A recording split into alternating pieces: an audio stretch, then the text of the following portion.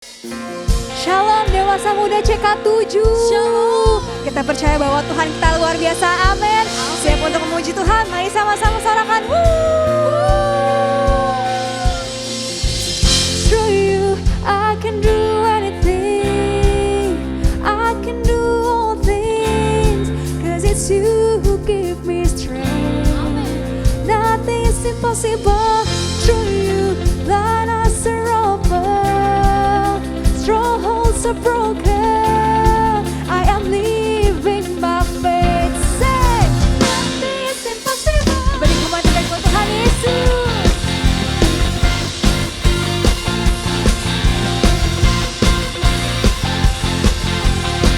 Mari dengan senang hati menyatakan, not gonna live by what I see. I'm not gonna live by what I feel. Katakan deep down. Deep down I know that you're here with me. I know that you can do anything. Through you I can do anything. I can do all things. Cause it's you who give me strength. Nothing is impossible. Through you that I surrender. Strongholds are broken. I am living. Katakan, nothing is impossible. Sebab dalam nama Tuhan Yesus tidak ada yang mustahil. Sama-sama sorakan haleluya. Dengan imanmu nyatakan, I'm not gonna live by what I see. Come on. I'm not gonna live by what I feel. Deep down I know that you're here with me. I know that you can do anything. Through you I can do anything. I can do all things. Cause it's you who give me strength. Nothing is impossible. Through you that I surrender. Strongholds are broken. I am living my faith. Mari sama-sama yang percaya katakan, I believe, I believe. I believe, I believe in you. I believe, I believe. Lebih sungguh lagi katakan, I believe. I believe, I believe. I believe, I believe in you. I believe, I believe. Mari sama-sama angkat tanganmu dan katakan, through you I can do anything. Yes Lord, I can do. Amen. Cause it's you who give me strength. Nothing is impossible. Through you that I surrender. Strongholds are broken. I'm living my faith. Yes Lord, through you I can do anything. I can do all things. Cause it's you who give me. Karena Engkau kami kuat Tuhan Yesus. Through you that I surrender.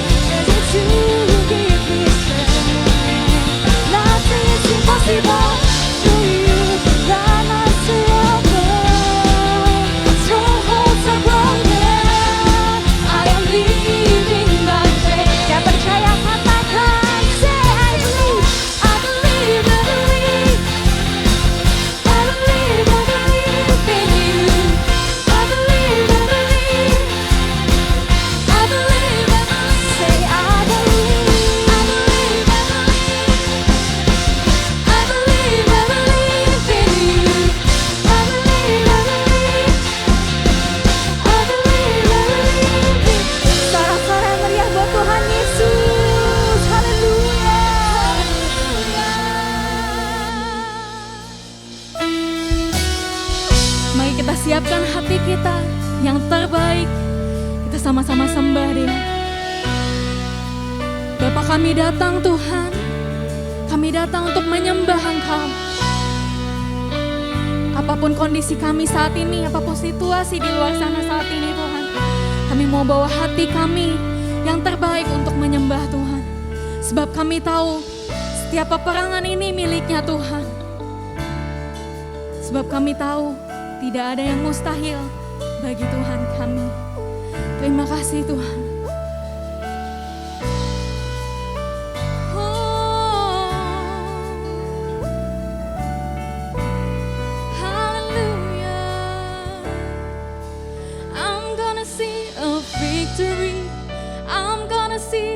Victory, for the battle belongs to you, Lord. I'm gonna see a victory. I'm gonna see a victory, for the battle belongs to you, Lord. I'm gonna see a victory. I'm gonna see a victory. Mari nyatakan dengan iman, dengan hati yang percaya katakan, I'm gonna see a victory.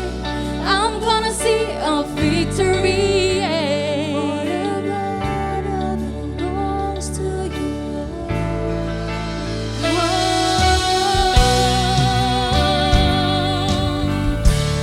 I wanna see a victory. Weapon may be formed, but it won't prosper. When the darkness falls, it won't prevail. 'Cause the God I serve knows only how to triumph. My God will never fail. Oh my God, my God will never fail. I'm gonna see a victory. I'm gonna see a victory. Belongs to you. I'm gonna see a victory.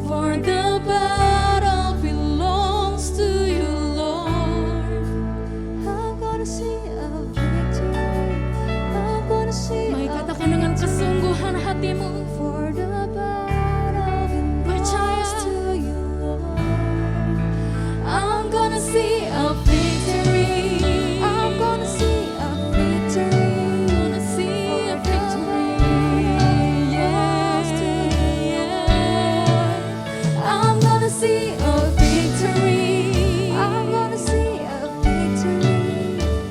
For the battle belongs to you, Lord.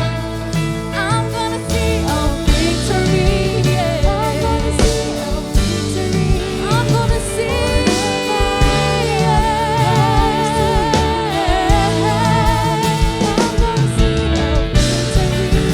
I'm gonna see a victory. For the battle belongs to you, Lord. You take what the enemy meant for evil, and you turn it for good. Turn it for good. You take what the enemy meant for evil, and you turn it for good. Turn it for good. One more time, sing. Turn it for good. You turn it for good. You take what the enemy meant for evil, and you turn it for good. You turn it for good.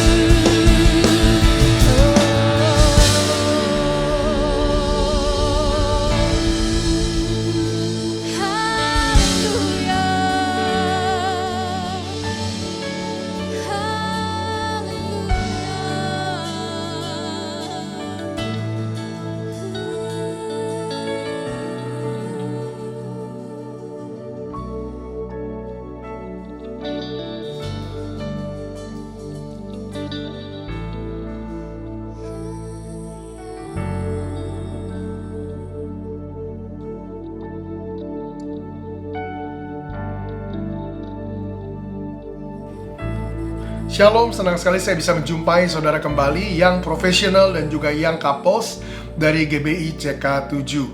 Senang kita bisa bertemu di tahun 2022 ini, yaitu tahun paradigma yang baru. Dan berhubungan dengan itu, saya hari ini mau ajak kita semua belajar tentang satu paradigma yang baru, yang saya percaya kita semua perlu ngerti dan kita semua perlu peluk, itu jadikan bagian dari hidup kita. Tema yang diberikan kepada saya hari ini adalah tentang Marketplace as our mission field, atau dunia pekerjaan sebagai ladang misi kita. Nah, sebelum kita masuk ke situ, saya mau ajak kita satukan hati kita. Mari kita berdoa. Tuhan, terima kasih, kami bersyukur Tuhan kumpulkan kami kembali dalam ibadah ini. Terima kasih Tuhan buat kebaikan-Mu yang boleh kami alami dalam hidup setiap kami. Kami juga bersyukur kalau 2000 tahun yang lalu Kau telah mati di atas kayu salib untuk menebus hidup setiap kami. Dengan darah-Mu yang mahal Tuhan, Kau telah beli hidup kami, dan hidup kami telah lunas dibayar. Itu sebabnya hari ini kami ngerti bahwa hidup yang kami punya bukan milik kami lagi, tapi milik Tuhan sepenuhnya.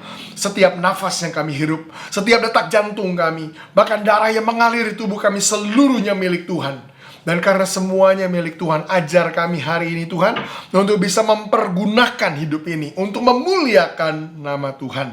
Hari ini Tuhan, berbicaralah buat kami, nyatakan isi hati-Mu, kami buka hati kami selebar-lebarnya. Izinkan Tuhan berbicara. Di dalam nama Tuhan Yesus kami berdoa, yang percaya sama-sama katakan amin. Sekali lagi, tema saya hari ini adalah tentang Marketplace as our mission field.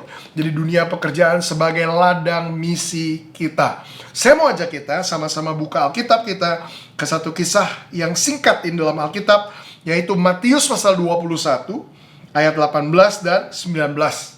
Matius 21 ayat 18 dan 19. Saya bacakan buat saudara. Pada pagi-pagi hari, dalam perjalanannya kembali ke kota, Yesus merasa lapar. Di dekat jalan, dia melihat ada pohon ara di situ, lalu ia pergi ke situ. Tetapi ia tidak mendapat apa-apa pada pohon itu selain daun-daun saja. Katanya kepada pohon ara itu, "Engkau tidak akan berbuah lagi selama-lamanya." Dan seketika itu juga keringlah pohon ara itu. Sampai di situ. Satu cerita yang singkat, kita cukup familiar dengan cerita ini, tapi izinkan saya kasih sedikit gambaran konteks cerita ini, sehingga kita bisa memahami cerita ini sedikit lebih baik. Kalau saudara baca ayat-ayat sebelum ayat ini, saudara ketemukan Satu hari sebelumnya, Yesus ada di tempat ini namanya di Yerusalem. Di Yerusalem dia baru saja menjungkir balikan meja penukar uang. Satu cerita klasik lainnya yang kita juga ngerti dalam Alkitab. Yesus jungkir balikan meja penukar uang. Dia katakan, rumahku yang harusnya disebut rumah doa, kamu jadikan sarang penyamun. Wah, sesudah dia marah begitu, Alkitab katakan begini, kemudian dia memutuskan untuk menyingkir dari situ dan bermalam di satu tempat namanya Betania. Ini sedikit keluar kota. Sekedar informasi buat kita, jarak dari Yerusalem ke Betania itu kurang lebih cuma antara 3 sampai 4 kilometer. Jadi tidak terlalu jauh. Tapi ini 2000 tahun yang lalu, jadi lumayan. Itu sudah dianggap keluar kota. Nah, baru sesudah itu nyambungnya ke cerita ini. Kita bilang begini, pada pagi-pagi hari dalam perjalanannya kembali ke kota, ingat ya, dia bermalam sedikit keluar kota, pagi-pagi benar dia udah balik ke kota, ke Yerusalem. Nah, entah gimana, kita bilang pagi-pagi hari, jadi asumsinya begini, dia berangkat pagi-pagi belum sempat makan, belum sempat sarapan. Nah, kemudian kita bilang, di tengah perjalanan kembali ke kota, Yesus merasa lapar. Saya kasih gambaran nih, saudara tinggal di Jakarta, memutuskan, aduh kerja hari ini penat, saya mau bermalam sedikit keluar kota. Kemana? Kalau orang Jakarta tuh nggak jauh-jauh, paling ke Bogor atau ke Puncak. Karena besoknya udah harus balik ke Jakarta. Saudara ke Bogor atau ke Puncak. Besoknya ada urusan di Jakarta, saudara balik pagi-pagi benar. Nggak sempat sarapan. Di tengah perjalanan, saudara merasa lapar. Cari apa? Kalau kita cari rest area. Kurang lebih kayak gitu. Dalam perjalanannya kembali ke kota, pada pagi-pagi benar, Yesus ngerasa lapar. Dia lihat di pinggir jalan, itu ada pohon ara. Daun-daunnya banyak. Makanya dia dekatin pohon ara itu. Ternyata ketika dia dekat, dia baru sadar, oh ternyata nggak ada buahnya. Kemudian apa yang dia lakukan? Kita katakan begini, dia berkata sama pohon ara itu, engkau tidak akan lagi berbuah selama-lamanya. Dan seketika itu juga, pohon ara itu langsung kering, langsung mati. Nah, itu ceritanya. Nah, saya punya pertanyaan buat kita semua. Kira-kira kenapa Tuhan Yesus sampai kutuk pohon ara itu? Kenapa pohon ara tersebut harus mati? Nah, itu pertanyaannya. Iya ya, kenapa ya, Pastor? Saya punya beberapa alternatif jawaban. Yang pertama, ada yang berpikir begini, Yesus pagi-pagi udah balik ke kota. Di tengah perjalanan lapar. Udah saking laparnya, dia lihat pohon ara, dia udah semangat mau makan. Ternyata waktu dekat, kok nggak ada buahnya sama sekali. Mungkin Yesus bete. Mungkin Yesus marah. Saking marahnya dia kutuk itu pohon ara. Pohon ara itu sampai mati. Itu alternatif jawaban yang pertama. Setuju nggak saudara kira-kira? Enggak, Pastor. Kayaknya Yesus nggak mungkin deh begitu. Sama. Saya juga nggak setuju. Nggak mungkin Yesus kutuk pohon ara itu. Nggak mungkin pohon ara itu harus mati. Cuman gara-gara Yesus bete nggak dapat makan. Saya percaya bukan itu jawabannya. Tapi ada alternatif. Jawaban yang kedua. Pastor, Yesus kutuk pohon ara itu untuk apa? Untuk mendemonstrasikan kuasa dari perkataan. Nah, biasanya kita dengar khotbah dari ayat-ayat ini bunyinya begitu. Saudara, ada kuasa dalam perkataan. Waktu Yesus kutuk pohon ara itu langsung mati. Nah, saya tanya sama saudara, kira-kira setuju gak? Kalau pohon ara itu harus mati, gara-gara Yesus sedang mendemonstrasikan kuasa perkataan. Beberapa saudara mungkin bilang setuju. Tapi ada yang rasa kayaknya ganjil deh, Pastor. Masa sih pohon ara itu harus mati cuma menjadi korban demonstrasi atau alat peraganya Yesus? Saya juga agak ngerasa ganjil. Saya kurang setuju kalau dibilang pohon ara ini harus mati cuma sebagai alat peraga, alat demonstrasinya Yesus. Nah, kalau gitu pertanyaannya, kenapa dong pohon ara itu harus mati? Saya percaya ada jawaban alternatif, jawaban yang ketiga. Ini yang saya yakini. Saya percaya begini, pohon ara tersebut Tuhan tempatkan di tempat itu karena Tuhan punya tujuan atas pohon ara itu. Apa? Pohon ara itu ditempatkan di situ karena Tuhan mau pohon ara itu menghasilkan buah. Ketika pohon ara itu tidak menghasilkan yang pohon ara itu harusnya hasilkan, maka di mata Tuhan tidak ada gunanya pohon ara itu harus hidup lebih lama. Saudara tanya sama saya, hubungannya sama kita apa, Pastor? Saya percaya, seperti pohon ara tersebut, saya percaya Tuhan tempatkan masing-masing kita pun, Tuhan punya tujuan atas hidup setiap kita. Dan jangan sampai, seperti pohon ara itu, jangan sampai Tuhan gak bisa menemukan alasan kenapa Tuhan tempatkan kita. Jangan sampai ketika Tuhan menghampiri kita, mengharapkan hidup kita menghasilkan buah, Tuhan tidak bisa temukan buah. Sampai-sampai Tuhan menganggap gak ada gunanya kita hidup lebih lama. Wow, kok jadi serius ya Pastor pesannya? Serius. Saya percaya menemukan alasan keberadaan hidup kita adalah sesuatu yang serius. Ketika when the tree does not understand the reason for its existence, then in God's eye there is no reason for it to exist any longer. Ketika pohon ara tersebut tidak bisa menemukan alasan kehadirannya, maka di mata Tuhan nggak ada alasan untuk pohon ara itu hidup lebih lama. Saya percaya hidup kita juga sama. Setiap kita punya alasan keberadaan, alasan kehadiran di bumi. Jangan sampai Tuhan gak bisa menemukan alasan tersebut dalam hidup kita, karena Tuhan akan menganggap hidup kita gak ada gunanya hidup lebih lama. Jadi saya percaya dari cerita ini kita dapat satu pesan yang penting buat hidup kita. Setiap hidup kita harus menemukan alasan kenapa kita ada di bumi. Setiap kita harus menghasilkan buah seperti yang Tuhan harapkan dari hidup kita. Nah sekarang pertanyaannya gini, gimana caranya Pastor menemukan alasan tersebut? Gimana caranya Pastor supaya saya memastikan hidup saya menghasilkan buah seperti yang Tuhan harapkan? Pertanyaan yang bagus. Makanya saya mau ajak kita sama-sama belajar dari cerita ini. Nah, kita bilang begini, ini pelajaran yang saya percaya kita bisa petik, kita bisa belajar sama-sama dari pohon ara tersebut sehingga kita tidak mengalami kematian yang tragis, kematian sebelum waktunya. Pohon ara itu nggak seharusnya mati hari itu, tapi karena dia tidak menjadi atau tidak menghasilkan yang harusnya dia hasilkan, maka Tuhan buat dia mati lebih cepat. Dia mati secara tragis. Nah, ada beberapa pelajaran yang saya percaya kita bisa petik dari cerita pohon ara ini. Ada 4 hal yang kita bisa sama-sama belajar dari cerita ini. Yang pertama, kalau kita mau mengerti alasan kehadiran hidup kita, alasan keberadaan kita. Yang pertama, Alkitab bilang begini, dalam perjalanannya kembali ke kota, Yesus merasa lapar. Tapi kemudian di dekat jalan, dia melihat ada pohon ara, lalu pergi ke situ. Perhatikan, Alkitab bilang di dekat jalan, Yesus melihat ada pohon ara, lalu pergi ke situ. Pohon ara tersebut, ini pelajaran pertama yang kita bisa petik. Pohon ara tersebut, Tuhan tempatkan di dekat jalan. Di dekat jalan. Alkitab nggak bilang, pohon ara itu ada di kejauhan. Pohon ara itu ada di belakang jalan. Pohon ara itu ada 10 km dari situ. Oh enggak, pohon ara tersebut ada di dekat jalan. Artinya apa? Pohon ara tersebut ditempatkan oleh Tuhan di tempat yang spesifik di mana Tuhan mau pohon ara itu berada. Pelajaran pertama yang saya percaya saudara dan saya perlu belajar lagi nih, tahukah saudara bahwa setiap kita Tuhan tempatkan di tempat yang spesifik di mana Tuhan mau saudara berada. Tuhan tempatkan saudara masing-masing di tempat yang spesifik di mana Tuhan mau saudara berada. Kenapa penting kita ngerti ini? Karena terlalu banyak orang saya jumpai, termasuk orang Kristen, yang punya pertanyaan-pertanyaan yang salah tentang hidupnya. Banyak orang yang bertanya begini, kenapa ya Pastor, saya harus lahir di Indonesia? Kenapa ya Pastor, saya harus dibesarkan di kota Jakarta? Kenapa ya Pastor, saya harus kerja di perusahaan di mana saya bekerja? Kenapa ya Pastor, saya harus menggeluti bidang usaha yang saya geluti hari ini? Karena terlalu banyak orang yang tanya pertanyaan-pertanyaan yang salah tentang hidupnya. Dan ini prinsipnya, selama pertanyaan kita salah, kita tidak akan pernah menemukan jawaban yang benar.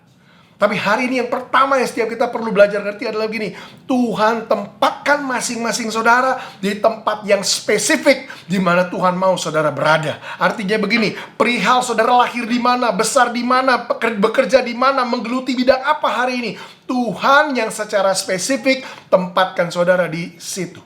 Kalau Tuhan mau, Tuhan bisa taruh pohon ara ini dimanapun Tuhan mau pohon ara ini berada. Benar? Tapi enggak. Di dalam kemahatauan Tuhan, Tuhan tahu hari itu Yesus akan lewat di situ dan pohon ara tersebut ditempatkan spesifik di situ. Begitu juga dengan hidup saudara dan saya. Kalau Tuhan mau, Tuhan bisa saja tempatkan saudara, lahirkan saudara jadi orang Singapura, jadi orang Amerika, jadi orang Eropa, jadi orang Australia, dimanapun bisa. Tapi percaya begini, Tuhan tempatkan saudara di tempat saudara hari ini Karena Tuhan punya tujuan buat hidup saudara di tempat saudara hari ini. Dan the moment saudara ngerti ini, Tuhan tempatkan saudara di tempat yang spesifik di mana Tuhan mau saudara berada, maka pertanyaannya berubah. Nggak lagi kita tanya, kenapa ya saya harus lahir di Indonesia? Kenapa ya saya harus besar di Jakarta? Kenapa ya saya harus kerja di perusahaan ini? Jawaban buat semuanya sama. Tuhan yang tempatkan saudara di situ. The moment saudara ngerti itu, pertanyaannya berubah. Saudara mulai bertanya begini, kalau Tuhan tempatkan saya di sini, kenapa Tuhan tempatkan saya di sini? Kenapa Tuhan jadikan saya orang Indonesia? Kenapa Tuhan buat saya kerja di perusahaan ini? Kenapa Tuhan buat saya menggeluti bidang ini? Pertanyaannya berubah. Dan hanya pertanyaan yang benar yang bisa mendekatkan saudara kepada tujuan hidup saudara. Selama saudara mempertanyakan kenapa saudara di tempat saudara, saudara nggak akan pernah ngerti kenapa, apa yang Tuhan mau saudara kerjakan dengan hidup saudara. Tapi the moment saudara mulai ngerti Tuhan yang taruh saudara di situ, pertanyaannya berubah. Kenapa saya ada di perusahaan ini? Kenapa saya menggeluti bidang ini dan harus ketemu orang-orang yang saya temukan tiap hari? Kenapa saya harus mengajar di kampus di mana saya ngajar jadi dosen? Kenapa saya harus jadi guru di sekolah ini? Kenapa ya saya harus jadi karyawan di perusahaan ini? Ketika pertanyaannya berubah, saya percaya Tuhan akan buat saudara bisa ngerti alasan kehadiran saudara di tempat di mana saudara berada. Itu yang pertama. Tuhan tempatkan masing-masing saudara di tempat di mana Tuhan mau saudara berada. Kata destinasi, itu berasal dari dua kata yang digabungkan. Destination adalah destiny meets a nation. Destiny bertemu dengan nation. Jadi tahukah saudara, tujuan hidup saudara itu selalu terhubung dengan tempat di mana saudara, Tuhan mau saudara berada. Jadi nggak kebetulan saudara ada di satu tempat yang spesifik, karena Tuhan taruh saudara di situ. Saudara lihat di dalam Alkitab, setiap hamba-hamba Tuhan, orang-orang dalam Alkitab yang Tuhan bangkitkan, panggilan mereka selalu terhubung dengan bangsa atau dengan tempat di mana Tuhan mau mereka berada. Sama Abraham Tuhan bilang, keluar dari sanak saudaramu, keluargamu, dari tempat kamu berada ke tempat yang aku tunjukkan buat kamu. Kenapa? Karena hanya di tempat tersebut dia bisa menggenapi tujuannya. Setiap orang-orang tokoh-tokoh dalam Alkitab, panggilan mereka selalu terhubung dengan tempat di mana Tuhan mau mereka berada. Yusuf itu di Mesir, kemudian ada Daniel di Babel, kemudian ada Daud di Israel. Setiap mereka, panggilan mereka selalu terhubung dengan tempat di mana Tuhan mau mereka berada. Hidup saudara juga sama. Jadi jangan lagi mempertanyakan kenapa saudara ada di tempat saudara saat ini. Tuhan yang taruh saudara di situ. Mulai munculkan pertanyaan-pertanyaan yang benar. Kenapa Tuhan mau saya ada di sini? Yang kedua, yang saya percaya kita perlu belajar dari pohon ara ini, bukan hanya pohon ara tersebut ditempatkan Tuhan di tempat yang spesifik di mana Tuhan mau pohon ara itu berada, tapi yang kedua, Alkitab katakan begini, di dekat jalan Yesus melihat pohon ara tersebut, lalu menyimpang ke situ, lalu pergi ke situ. Di dekat jalan, dia melihat pohon ara, lalu ia pergi ke situ. Loh, Pastor, itu kan sama poin yang pertama, di dekat jalan. Ayatnya sama, di dekat jalan. Tapi pesannya yang kedua ini, bukan hanya Tuhan tempatkan saudara di tempat di mana Tuhan mau saudara berada, tapi yang kedua, saudara dilahirkan Tuhan di waktu di mana Tuhan mau saudara hidup. Yang kedua, Tuhan lahirkan saudara atau Tuhan buat saudara hidup di waktu di mana Tuhan mau saudara hidup. Artinya apa? Dengar ini baik. Nggak ada satupun dari saudara yang terlalu muda atau terlalu tua yang sampai tidak memenuhi persyaratan untuk saudara menggenapi tujuan saudara. Tuhan lahirkan saudara di waktu yang spesifik. Ingat, pohon ara tersebut waktu Yesus lewat nggak masih bayi, nggak masih kecil, atau udah nggak ketuaan sampai-sampai pohon ara itu nggak bisa menghasilkan buah. Dia dilahirkan di waktu yang spesifik. Begitu juga dengan hidup saudara.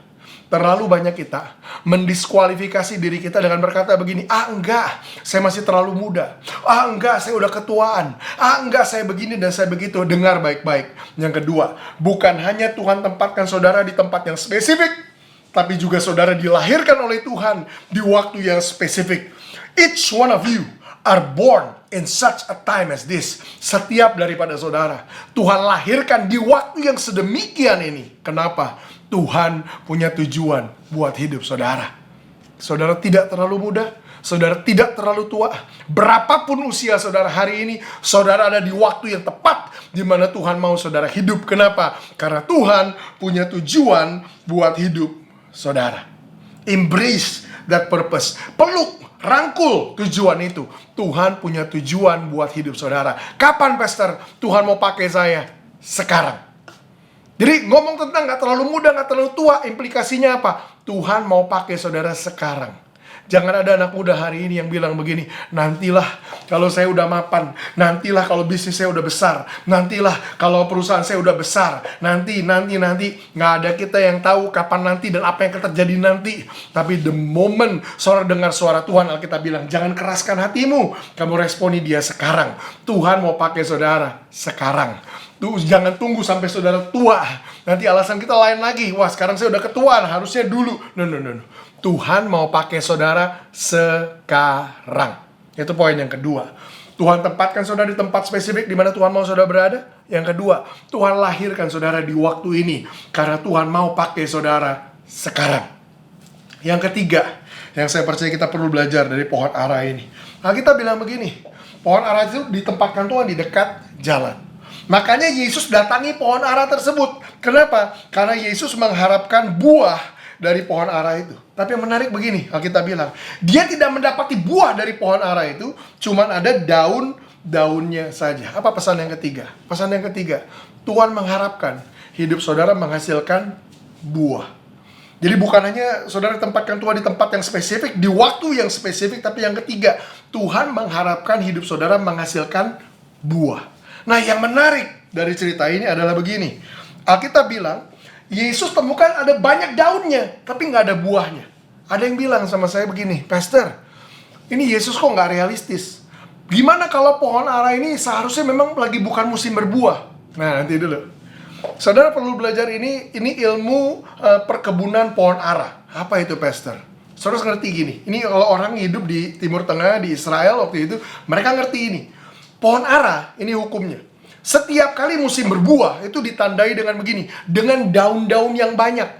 Makanya Yesus dari kejauhan yang dia lihat nomor satu apa? Oh, daunnya banyak. Artinya apa? Daunnya banyak itu mengindikasikan itu musimnya berbuah. Tapi yang ironis, harusnya berbuah, daunnya udah banyak.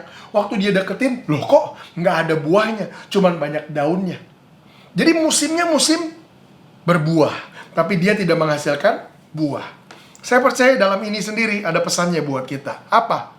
Jangan jadi orang Kristen yang cuman kelihatannya rohani, tapi nggak ada buahnya. Wah, kelihatannya rohani, itu daun-daunnya mentereng. Nah, kelihatannya rohani, harusnya menghasilkan sesuatu, tapi waktu dideketin, kok nggak ada buahnya. Cuman kelihatannya aja subur.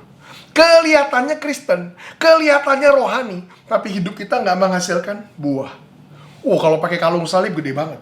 Nggak mau kalah. Zaman sekarang tatonya juga Tuhan Yesus, katanya begitu. Bawa Alkitab gede-gede, sampai pendeta aja minder. Wih, Alkitab dia lebih gede dari Alkitab saya. Kelihatannya rohani, tapi ini problemnya.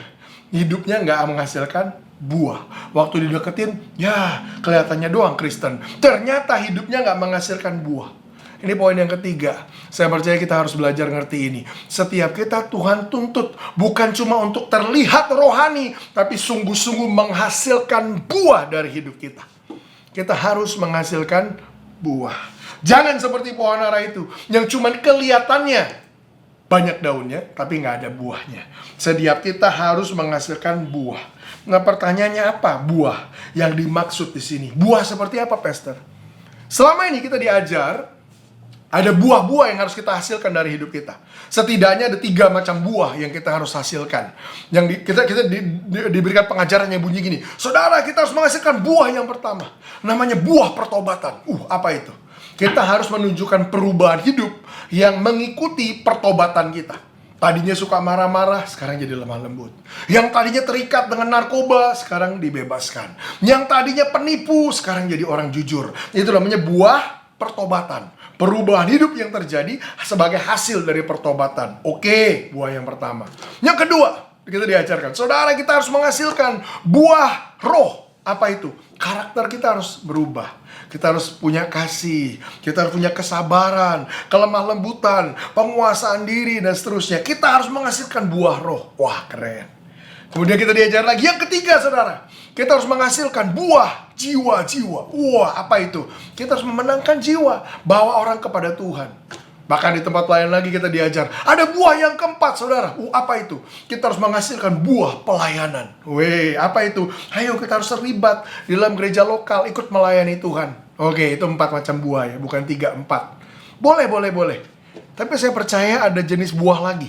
Yang kelima lah, ini alternatif. Yang justru saya yakini. Apa itu? Saya mau kasih saudara pengertian ini. Buah yang harus dihasilkan sebuah pohon, ingat ini. Buah yang harus dihasilkan sebuah pohon, itu tidak ditentukan dari apa yang kita harapkan dari pohon itu. Tapi ditentukan dari benih yang ditanam atas pohon itu. Coba. Ini ada pohon jeruk nih. Ada pohon jeruk. Bisa nggak saya bilang sama pohon jeruk gini, kamu harus keluarkan durian, kamu harus hasilkan rambutan, kamu harus keluarkan alpukat. Bisa nggak? Nggak bisa. Pohon jeruk itu akan stres. Kenapa? Dia bilang, loh, saya kan pohon jeruk, masa disuruh keluarin durian, masa disuruh keluarin rambutan? Nggak bisa. Jadi pertanyaannya gini, apa buah yang harus dihasilkan pohon jeruk itu? Buah jeruk. Artinya apa? Buah yang harus dihasilkan sebuah pohon itu ditentukan dari benihnya, dari bibitnya yang ditanam atas pohon tersebut. Benar ya? Artinya apa? Saya percaya setiap kita juga sama. Kita nggak akan bisa menghasilkan satu buah yang cuma dituntut orang atas hidup kita. Tapi setiap kita harus menemukan kita ini ditanam sebagai benih apa. Artinya apa? Saya percaya masing-masing kita ditanam sama Tuhan berdasarkan satu benih yang spesifik. Ada orang-orang yang Tuhan tanam untuk menghasilkan buah di dunia pekerjaannya, di dunia marketplace. Ada orang-orang yang Tuhan tanam untuk menghasilkan buah di mana? Di arts and entertainment. Menghasilkan buah di mana? Di dunia bisnis. Menghasilkan buah di mana? Di dunia politik. Menghasilkan buah di mana? Di dunia pendidikan. Masing-masing kita ditanam dengan benih yang spesifik, dan buah yang masing-masing kita harus hasilkan itu mengikuti benih di mana Tuhan tanam kita. Dengan kata lain apa? Nggak ada satupun dari kita yang Tuhan ciptakan tanpa tujuan. Saudara mungkin nggak dipanggil Tuhan di dunia pelayanan atau di dunia gereja, tapi nggak berarti saudara cuma jemaat biasa. Tuhan punya tujuan buat hidup saudara dimanapun Tuhan tanam saudara, mengikuti benih yang Tuhan taruh di dalam hidup saudara. Ada orang-orang dengar pesan ini, dengar ini baik. Tuhan mau saudara menghasilkan buah di dunia bisnis. Tuhan mau saudara menghasilkan buah di dunia politik. Tuhan mau saudara menghasilkan buah di dunia entertainment. Tuhan mau saudara menghasilkan buah di dunia pendidikan. Dan seterusnya. Kenapa? Tuhan punya tujuan yang spesifik atas hidup masing-masing saudara. Nah tiba-tiba di momen ini banyak saudara mulai ngerti, oh make sense, masuk akal. Kenapa Tuhan tempatkan saya di dunia bisnis? Kenapa Tuhan tempatkan saya di partai politik? Kenapa Tuhan tempatkan saya di dunia entertainment? Karena Tuhan punya tujuan buat saudara di mana? Justru di tempat-tempat itu. Masing-masing kita harus menghasilkan buah mengikuti benih di mana Tuhan tanam hidup kita. Itu yang ketiga. Tuhan tempatkan saudara di tempat di mana Tuhan mau saudara berada. Yang kedua, Tuhan lahirkan saudara di waktu di mana Tuhan mau saudara hidup. Yang ketiga, Tuhan mau hidup saudara masing-masing menghasilkan buah yang mengikuti benih di mana hidup saudara ditanam.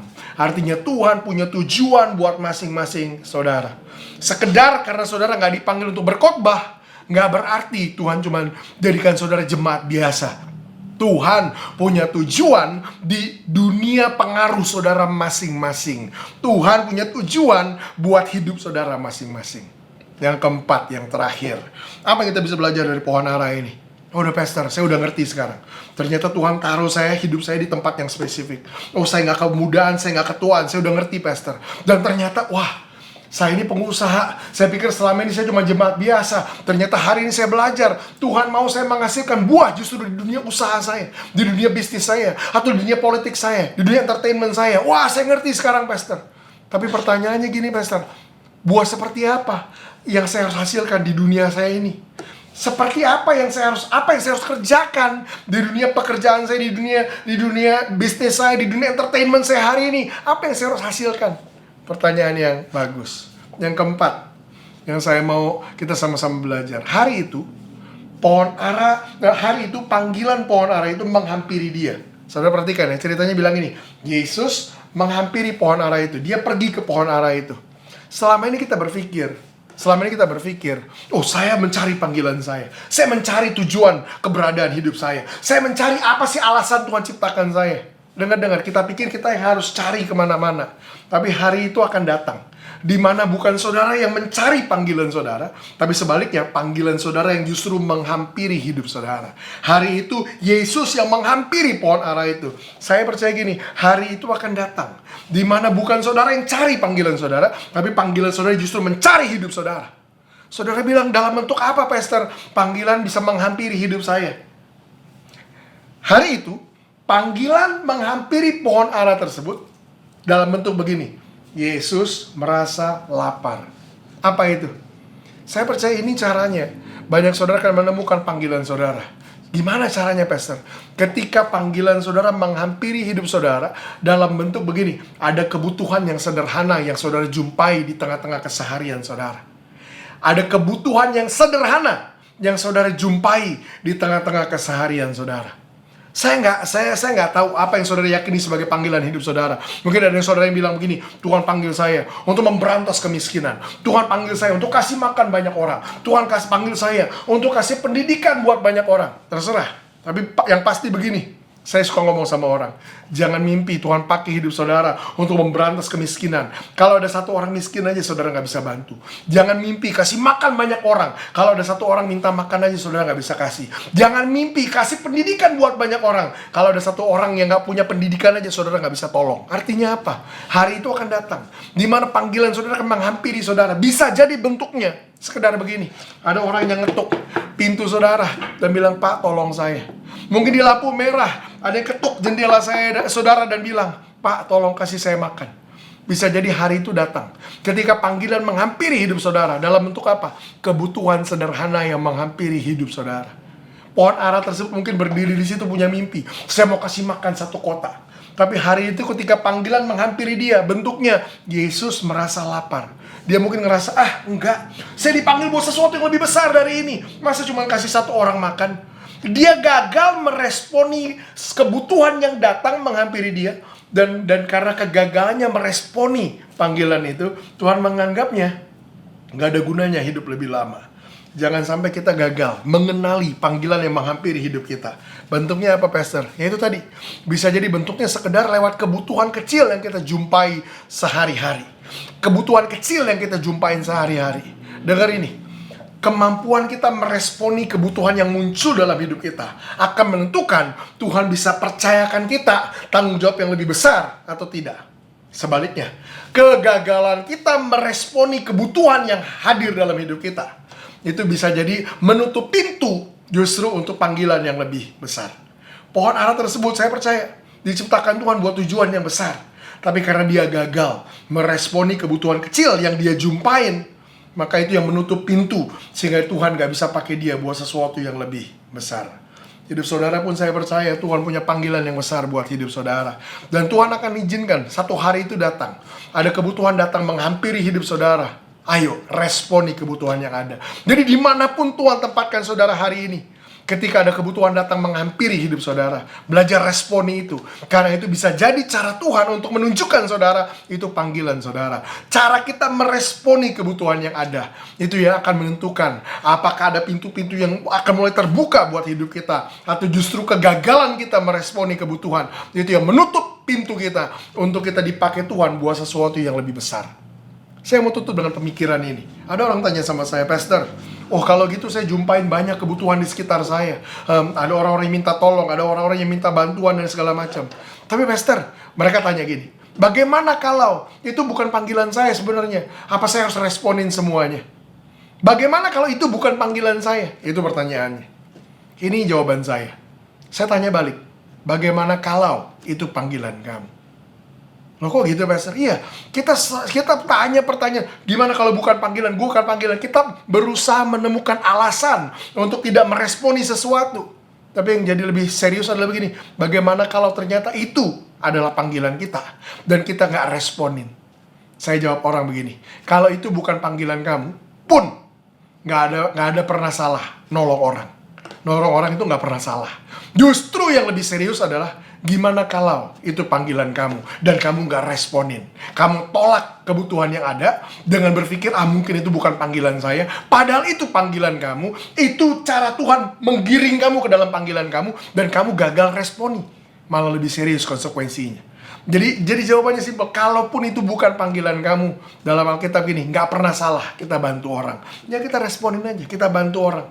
Yang lebih serius, gimana kalau itu panggilan kamu dan kamu tolak itu. Hari ini saya berdoa, ada orang-orang dengar pesan ini, saudara mulai ngerti. Tuhan mau pakai saudara. Orang-orang di dunia sekuler sebutnya. Orang-orang di dunia marketplace. Saudara mulai ngerti. Your marketplace is your mission field. Dunia pekerjaan saudara adalah ladang misi saudara. Ngerti yang pertama? Tuhan tempatkan masing-masing saudara di tempat yang spesifik, di mana Tuhan mau saudara berada. Yang kedua, saudara nggak terlalu muda, nggak terlalu tua. Saudara di waktu yang tepat. Saudara nggak perlu nunggu 5 tahun, 10 tahun lagi sampai saudara punya deposito yang bermiliar-miliar. Enggak, Tuhan mau pakai saudara sekarang. Yang ketiga, setiap saudara Tuhan tuntut untuk menghasilkan buah yang sesuai dengan benih saudara. Jangan lagi ada yang punya excuse. Saya nggak pernah sekolah Alkitab, pastor. Saya nggak bisa khotbah. Saya nggak bisa jadi WL. Nggak bisa nyanyi dan segala macam. Hey, Tuhan nggak nuntut saudara sesuatu yang saudara memang nggak diciptakan untuk itu. Tapi masing-masing kita punya benih yang spesifik. Dimanapun Tuhan tempatkan saudara berdasarkan benih saudara. Orang bisnis ya hasilkan buah di dunia bisnis. Orang entertainment hasilkan buah di dunia entertainment. Orang politik hasilkan buah di dunia politik. Saudara masing-masing ditempatkan Tuhan mengikuti benih yang spesifik. Yang keempat, yang terakhir, panggilan akan menghampiri hidup saudara. Bentuknya bisa jadi begini, kebutuhan kecil, kebutuhan sederhana. Belajar responi itu, belajar kasih jawaban buat itu, belajar kasih solusi buat itu, belajar sediakan diri saudara untuk menjadi pertolongan buat orang-orang ini. Dan saya percaya begini, waktu kita punya respon yang tepat, itu yang akan buka pintu buat kebutuhan lain yang lebih besar, kepercayaan yang lebih besar yang Tuhan akan percayakan dalam hidup saudara. Di mana hidup saudara Tuhan akan pakai untuk berdampak buat banyak orang. Mari kita berdoa. Tuhan terima kasih, kami bersyukur hari ini kami boleh dengar pesan ini.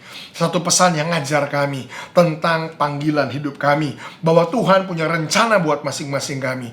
Kami mau Tuhan gak seperti pohon ara itu harus mati tragis. Dia tidak menghasilkan yang dirinya harus hasilkan.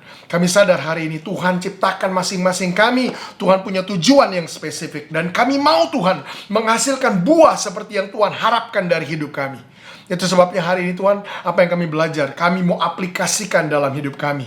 Kami gak akan lagi tanya pertanyaan-pertanyaan yang salah dengan hidup kami. Kami sadar hari ini, Tuhan tempatkan masing-masing kami di tempat yang spesifik. Kami akan mulai tanya pertanyaan yang benar. Tuhan, kenapa Tuhan taruh saya di perusahaan ini? Kenapa Tuhan buat saya bergaul dengan teman-teman saya hari ini?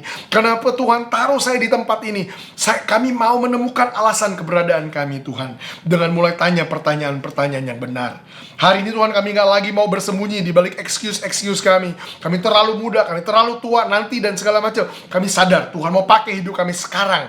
Terutama kami sadar waktu sudah semakin singkat. Kami lihat tanda zaman di sekitar kami. Lewat pandemik ini, lewat peperangan yang terjadi. Kami sadar waktu Tuhan tidak akan lama lagi. Itu sebabnya kami mau izinkan Tuhan pakai hidup kami sekarang.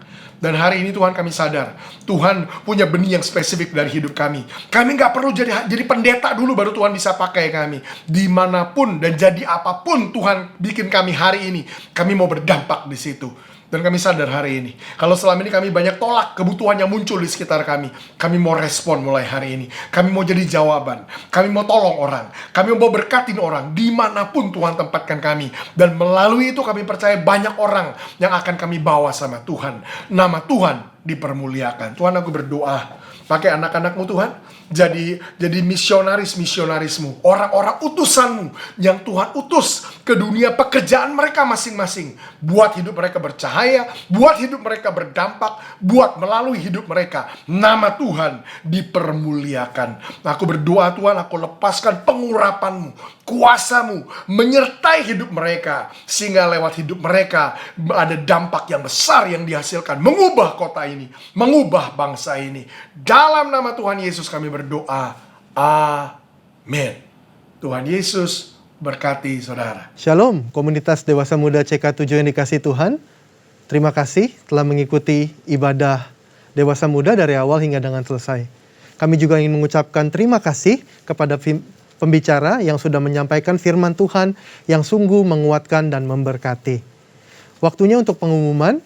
Kami ingin menginformasikan bahwa di CK7 khususnya kami memiliki Cool untuk dewasa muda, untuk yang professionals, dan juga yang couples. Untuk info lebih lanjut bisa hubungi at 2pm_GBIPRJ dan at uturn_GBIHCR di Instagram. Perlu saya highlight juga bahwa di GBI PRJ ada khusus untuk keluarga muda yang baru memiliki bayi-bayi yang lucu dan menggemaskan.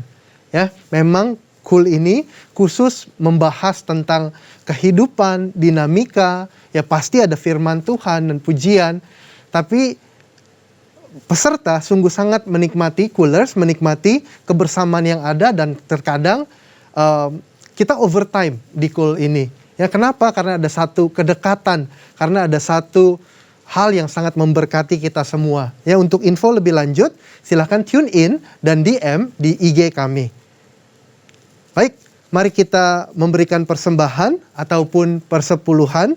Untuk detailnya bisa dilihat di layar rekan-rekan semua. Mari kita berdoa syafaat. Terima kasih Tuhan, kami mau berdoa untuk bangsa kami, bangsa Indonesia. Kami berdoa pemulihan demi pemulihan terus terjadi. Kami berdoa ada shalom, ada berkat Tuhan yang memberkati negara kami ya Bapa. Kami berdoa untuk Presiden dan Wakil Presiden dan segenap jajaran kepemimpinan Tuhan, supaya mereka bisa membuat keputusan dengan takut akan Tuhan dan memikirkan akan bangsa ini ya Bapa. Terima kasih Tuhan. Tidak lupa kami juga mau berdoa memberkati gereja kami. Kiranya Tuhan memberkati gembala sidang kami, Insinyur Niko, berlimpah-limpah ya Bapa. Tuhan memberkati juga Dr. Yanto, berlimpah-limpah ya Tuhan. Pakai hamba-hambamu ini ya Bapa untuk melakukan kehendak-Mu di akhir zaman ini. Terima kasih Tuhan. Kami berdoa supaya gereja kami CK7 terus menjadi tempatnya Tuhan, di mana jiwa-jiwa dituai. Terima kasih Bapa. Kami juga mau terus berdoa untuk frontliners yang berjuang di depan sana. Mereka mengutamakan kepentingan orang lain. Kiranya hikmat, kebijaksanaan, perlindungan dari Tuhan yang menyertai mereka semua. Mari kita mengangkat kedua tangan kita dan kita menerima berkat daripada Tuhan. Terimalah berkat yang berlimpah-limpah dari Allah Bapa di sorga, kasih karunia dari anaknya yang tunggal Tuhan Yesus Kristus, dan persekutuan yang intim dan manis dengan Roh Kudus menyertai kita dari sekarang sampai Tuhan Yesus datang menjemput kita saleh-salehnya di kali yang kedua dan bahkan sampai selama-lamanya.